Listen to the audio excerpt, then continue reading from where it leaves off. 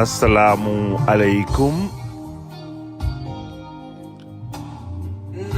mbokk yeeg xarit yi ñoo ngi leen di nuyu di leen ziar bu baax a baax tey si 5 novembre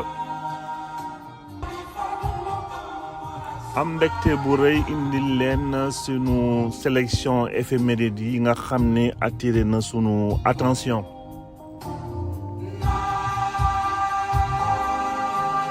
balay commencé sunu ñetti xew-xewu démb yi di fàttali tey rek 5 octobre bi 5 novembre bi ñoo ngi ci à fond ci élection américaine États-Unis nag 5 novembre bi daanaka bëri na ci ay président yuñ ci fal ci bés bi ba ci commencé d'ailleurs ci en 1968 kii di Nixon lañ ko mujjee woon a élire waxuñu première élection ou deuxième élection wax ko élire parce que ñëpp xam nañu que Nixon ak scandale bi ñu wax de Watergate moo taxoon amul woon second mandat donc ñu mujjee woon ko daaneel donc Nixon ñoo ngi ko élire woon en 68 en 5 novembre. Par la suite en 1980 Ronald Reagan moom aussi ci la ñëw nekk président États-Unis ba 5 aussi novembre 96 Bill Clinton mu nekkoon fii vainqueur élection présidentielle premier président démocrate élu après Frank Roosevelt donc bëri na ay kilifa États-Unis bi nga xam ni bés bi moo nekkoon seen bés sa ñan faloon président États-Unis bu loolu weesoo ñu ñëw ci sunu xew-xewu démb yi tey ñu sélectionné ci comme ni ñu ko waxee léegi ñetti xew-xewu démb commencé ko 5 novembre 1913 moo nekkoon parution wu premier numéro bu journal bi ñu tuddee La démocratie du Sénégal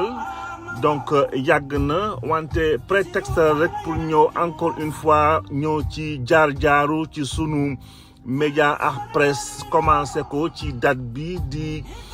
période coloniale aux alentours de l'année 1913 ndaxte parution du journal bi nga xam ni ki ko créé woon di Jean Daramy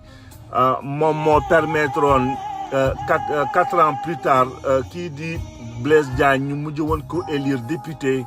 ci Assemblée nationale française donc dañ ñëw ci jaar-jaaru presse autour de ce journal La démocratie du Sénégal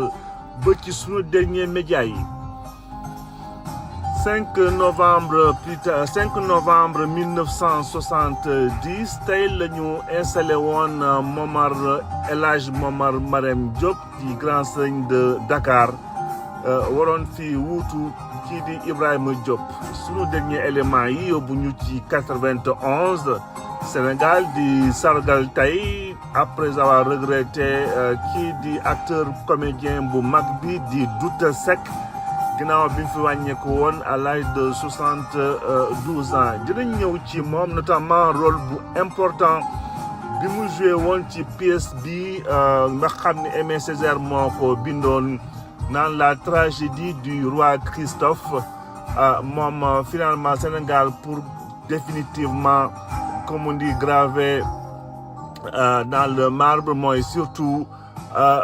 maison Douta Seck bi nga xam ne bi moom lañ ko tuddee définitivement pour mën koo fàttaliku. Sans plus tarder attaquer sunu premier élément bi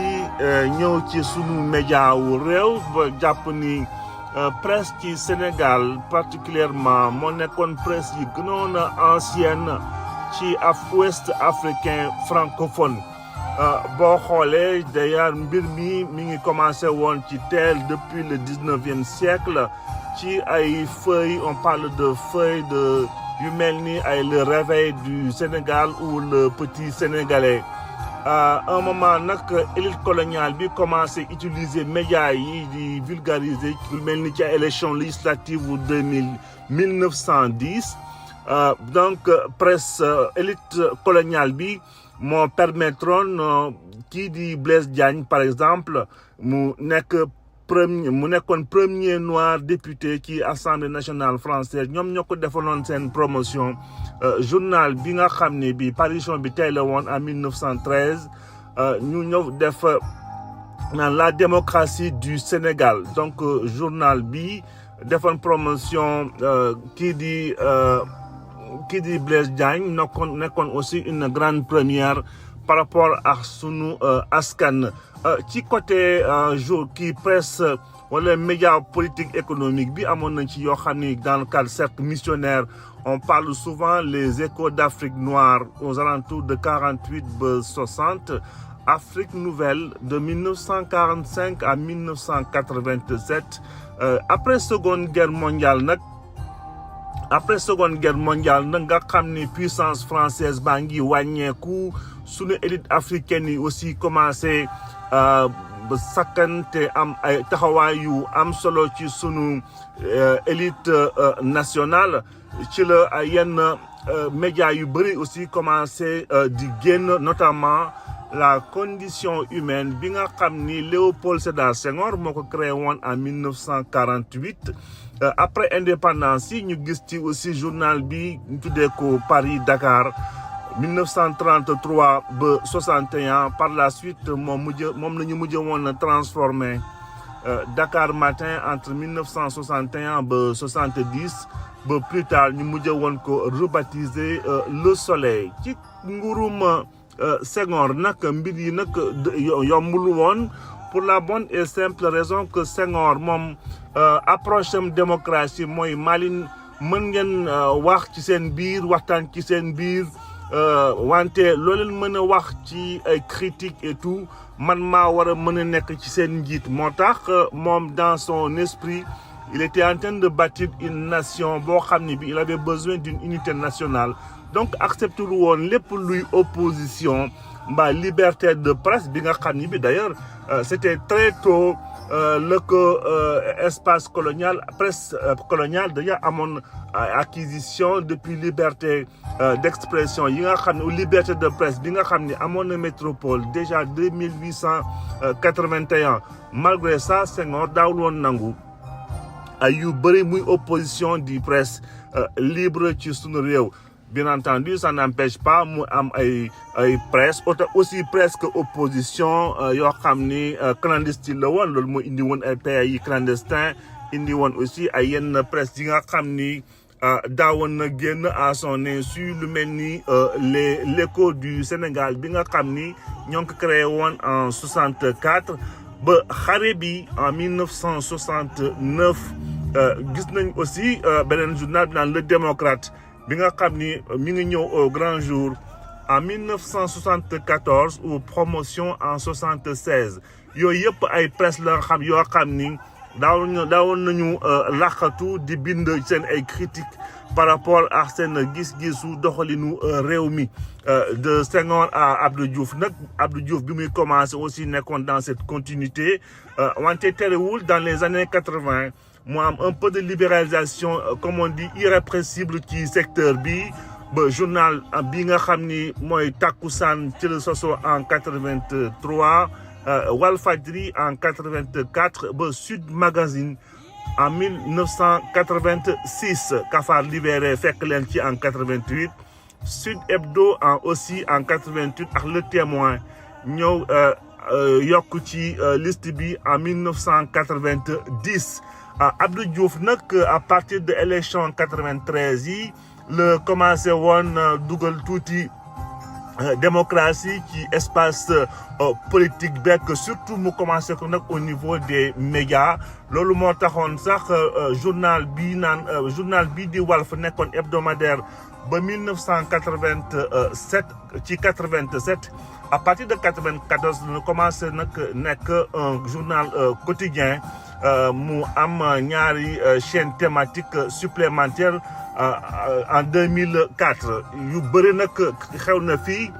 jaar yu bëri aussi ci groupe Sud Communication parce que ba mu nekkee quotidien en 93 un an plus tard la ñu créé seen rajo wante surtout ñu mettre sur pied benn messagerie ak seen marketing presse wante ay antennes régionales yu bëri yi nga xam ni ñu mujj woon koo génnee Sud Communication am na encore tey le mérite d'avoir créé cet institut de formation buy former ay journalistes ci sunu réew nga xam ni amul woon lenn loo xam ne daan na ko envier CESTI ci allure boobu nag donc médiatisation du moins libéralisation de la presse Abdou Diouf finalement moo ci mujj woon nekk victime ci élection yi ci jiitu woon législative yi ba élection 2000 yi nga xam ni rajo yi ñoo doon joxe quasiment résultats yi nga xam ne Abdou Diouf prévoir ko woon du tout ci li nga xam ni yéene woon na ko ci presse ci sunu réew donc jaar-jaar yooyu lañ doon tey souligner après première parution wu journal bi La démocratie du Sénégal le 5 novembre 1913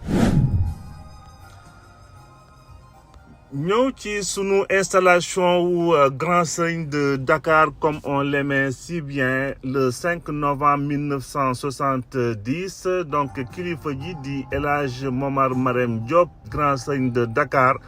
mu waroon fii wuutu kilifa ji di El Hadj Ibrahima Diop nga xam ni wàññiku woon na fi le 24 novembre 1969 donc kilifa ji Grand Serigne de Dakar donc ñu commencé woon ko installé ci sunu réew depuis 1795 ñu tuddee woon ko ki ci jiitu woon ci Jali Ngoone Mbeng Diop mbaa Jal Diop nga xam ni doom la woon ci Massamba Diop nekkoon ci njabootu wala bokk ci famille bu rëy ci royaume du Kayor suñu dernier élément tey yóbbu ñu ci hommage bu ndaw bi nga xam ni bi bëgg nañ ko ranger kii di Douta Seck. ont connu la traite, la déportation, l'esclavage, le collectif ravalement à la bête, le total outrage, la vaste insulte, que tous, ils ont reçu plaqué sur le corps au visage l'omnignant crachat. Nous seuls, madame, vous m'entendez? Nous seuls les nègres. Alors au fond de la fosse, c'est bien ainsi que je l'entends, au plus bas de la fosse, c'est là que nous crions, de là que nous aspirons à l'air, à la lumière, au soleil. Et donc Douta Seck tey ñu ko fi rendre hommage taxawaayam bi nga xam ni am na ko ci sunu réew pour ñëw rek ci ay jaar-jaaram kii di Douta Seck donc mi ngi fii gane si àddina le 4 août 1919 bu juddoo foofu ci Ndar donc wàññeekoon fi donc le 5 novembre 1991 Douta Seck nag donc ci au niveau carrière cinématographique liñ ci mën a wax rek moom moo donc joué woon rôle principal bi nga xam ni Aimé Césaire moo ko bindoon naan la tragédie du roi Christophe moom nag ci teel lañ ko mujjee woon enrôlé ci armée française ci seconde guerre mondiale par la suite la nekkoon li fi nekkoon instituteur commencé entreprendre aussi ci Paris école d'architecture foofu ci école d'architecture et des beaux-arts la embrassé foofu nag dans les années 50 carrière acteur de théâtre ak chanteur puis metteur en scène de théâtre joué na ci ay film yu bëri à partir de 1955 yi nga xam ne yi ci gën a ràññee aussi mooy Tamago bu John Berry wala Soleil noir bu Alexei Spechnev encore Xala bi nga xam ni en 1974 Ousmane Sembène moo ko bindoon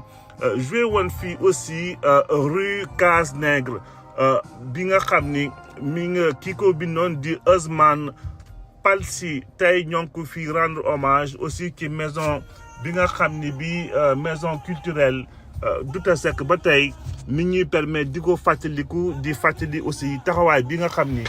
amoon na ko ci sunu réew. il est temps de mettre à la raison ces nègres qui croient que la révolution ça consiste à prendre la place des blancs et continuer en lieu et place, je veux dire sur le dos des nègres, à faire le blanc. donc di jeexalee fi tey sunu éphéméride yi ci ñetti xew-xewu démb yi leen ñaanal bésum jàmm ba ëllëg incha allah